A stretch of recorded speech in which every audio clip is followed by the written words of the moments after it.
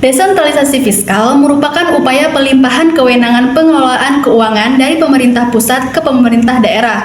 Dengan desentralisasi fiskal, diharapkan pemerintah daerah dapat mengelola keuangan mereka sendiri, sesuaikan dengan kebutuhan dan prioritas yang ada di daerah tersebut.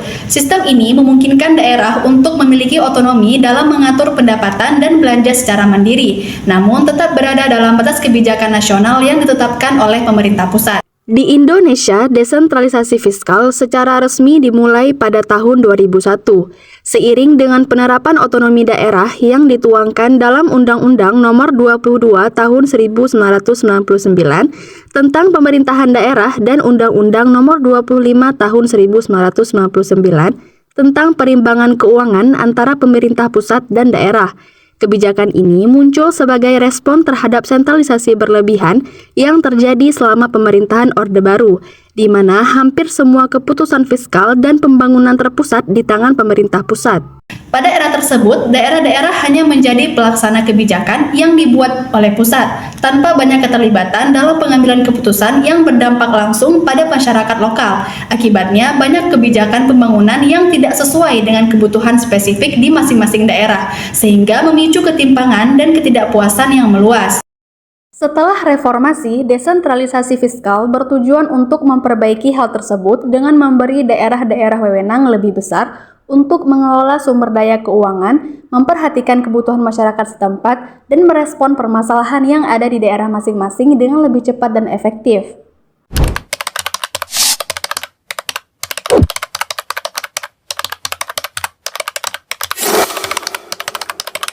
Adapun tujuan dari desentralisasi fiskal yang pertama meningkatkan efisiensi pengelolaan keuangan daerah. Desentralisasi fiskal memungkinkan daerah untuk lebih memahami kebutuhan lokal dan mengalokasikan sumber daya keuangan secara lebih efektif.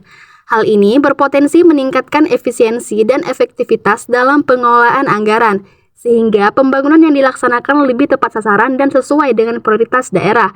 Yang kedua, meningkatkan partisipasi masyarakat. Dengan kewenangan yang lebih besar di tingkat daerah, masyarakat juga dapat lebih aktif berpartisipasi dalam pengambilan keputusan terkait kebijakan fiskal dan pembangunan.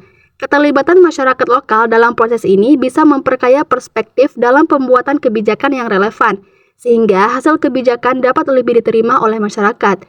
Yang ketiga, mengurangi ketimpangan antar daerah. Ketimpangan antar daerah seringkali menjadi masalah yang kompleks di Indonesia. Desentralisasi fiskal bertujuan untuk mengurangi ketimpangan ini dengan memberi daerah hak untuk mengelola sumber daya keuangan mereka sendiri, yang diharapkan dapat meningkatkan kualitas pelayanan publik dan pertumbuhan ekonomi lokal terutama di daerah yang selama ini tertinggal. Yang keempat, memperkuat otonomi daerah.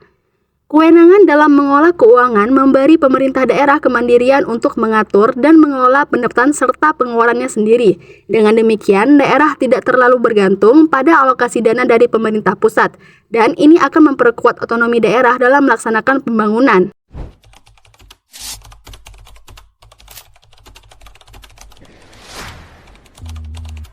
Mekanisme desentralisasi fiskal di Indonesia yang diatur melalui beberapa instrumen utama, yaitu pendapatan daerah dan pengeluaran daerah. Untuk pendapatan daerah, pemerintah daerah memiliki beberapa sumber pendapatan utama, seperti pendapatan asli daerah.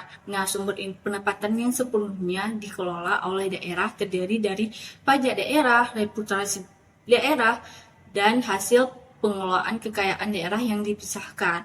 Nah, untuk dana perimbangan, dana dari pemerintah pusat untuk daerah yang terdiri dari dana alokasi umum. Nah, dana ini yang bersifat seperti blok grant yang diberikan kepada daerah untuk membiayai kebutuhan umum pemerintahan.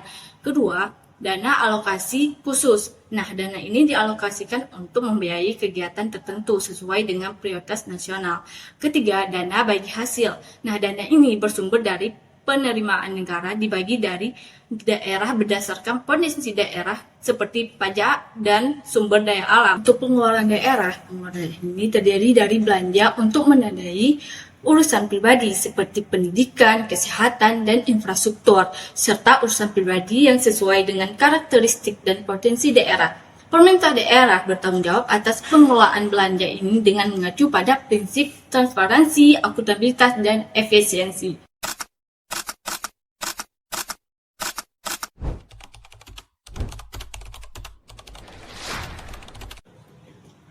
Walaupun desentralisasi fiskal memberikan banyak keuntungan, terdapat beberapa tantangan dalam pelaksanaannya, yaitu yang pertama, ketimbangan fiskal antar daerah. Tidak semua daerah memiliki kemampuan yang sama dalam mengelola PDA, sehingga ketergantungan terhadap transfer dari pemerintah pusat masih tinggi. 2. Kapasitas manajemen keuangan daerah. Banyak daerah yang belum memiliki sumber daya manusia yang memadai dalam hal pengelolaan keuangan sehingga dapat menimbulkan inefisiensi. Ketiga, korupsi dan pengawasan. Desentralisasi fiskal juga membuka peluang terjadinya korupsi di tingkat daerah. Tidak ada pengawasan yang baik. Keempat, tantangan dalam distribusi dana dan perimbangan. Ada kritik mengenai formula perhitungan DAU dan DAK yang dianggap kurang tepat dalam memperhitungkan kebutuhan dan potensi masing-masing daerah.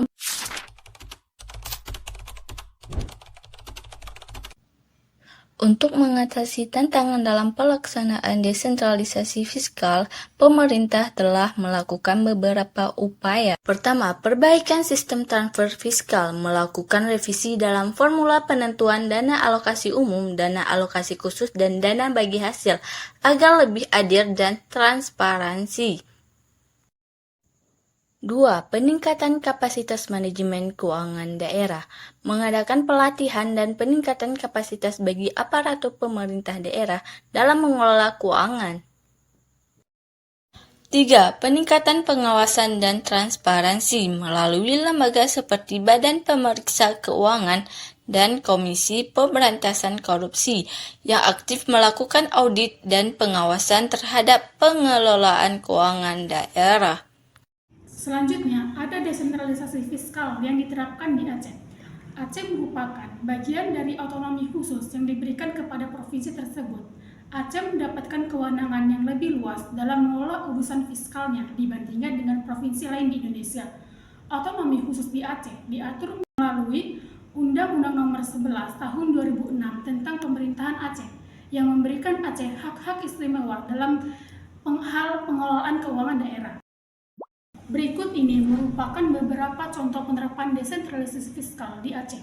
Yang pertama, ada dana otonomi khusus. Salah satu bentuk nyata desentralisasi fiskal di Aceh adalah dana otonomi khusus Aceh. Berdasarkan Undang-Undang Nomor 11 Tahun 2006, Aceh berhak mendapatkan alokasi dana otonomi khusus selama 20 tahun, di mana 2% dari dana alokasi tersebut akan dialokasikan untuk percepatan pembangunan, sedangkan 5 tahun berikutnya digunakan untuk memperbaiki kesejahteraan rakyat. Dana ini diprioritaskan untuk pembangunan infrastruktur, pendidikan, kesehatan, dan pemberdayaan ekonomi di masyarakat di Aceh. Pemerintah Aceh memiliki wewenang penuh untuk menentukan penggunaan dana ini, dengan tujuan utama untuk mempercepat pembangunan di Aceh, pasca konflik dan bencana tsunami yang telah terjadi di Aceh. Yang kedua, ada dana bagi hasil migas.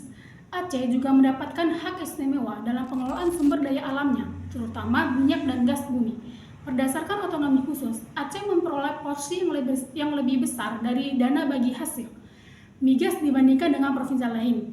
Aceh menerima 70% dari pendapatan bersih migas yang dihasilkan di wilayah tersebut, sedangkan pemerintah pusat hanya memperoleh 30%. Dana ini digunakan untuk meningkatkan pembangunan ekonomi dan sosial di Aceh.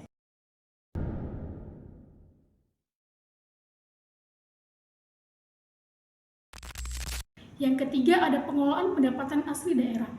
Aceh memiliki wewenang yang lebih untuk mengelola pendapatan asli daerahnya melalui berbagai sumber seperti pajak daerah, retribusi daerah, dan pengelolaan sumber daya lokasi lainnya. Pemerintah Aceh telah memperluas cakupan pengelolaan PAD dengan mendirikan Badan Pengelolaan Keuangan Aceh yang bertanggung jawab untuk meningkatkan pendapatan dari sektor-sektor unggulan seperti pariwisata, pertanian, dan perikanan.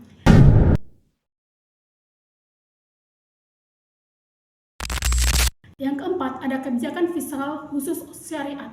Sebagai bagian dari otonomi khusus, Aceh menerapkan syariat Islam dalam aspek kehidupan sosial dan ekonomi. Salah satu bentuk desentralisasi fiskal terkait dalam pengelolaan dana zakat, infak, dan sedekah yang diatur oleh Badan Baitul Mal. Dan ini digunakan untuk program-program kesejahteraan sosial dan pemberdayaan masyarakat yang sesuai dengan prinsip-prinsip syariat Islam.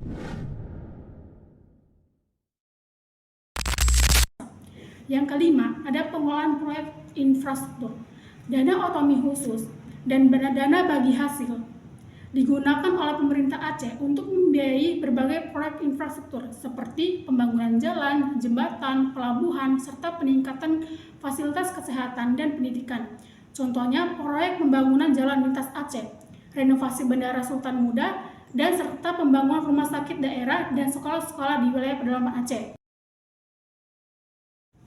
Secara keseluruhan, desentralisasi fiskal yang diterapkan di Aceh telah memberikan kesempatan bagi provinsi ini untuk mengelola keuangannya secara lebih mandiri, untuk meningkatkan pembangunan pasca konflik, dan memanfaatkan sumber daya alam yang ada secara optimal untuk kesejahteraan masyarakat Aceh.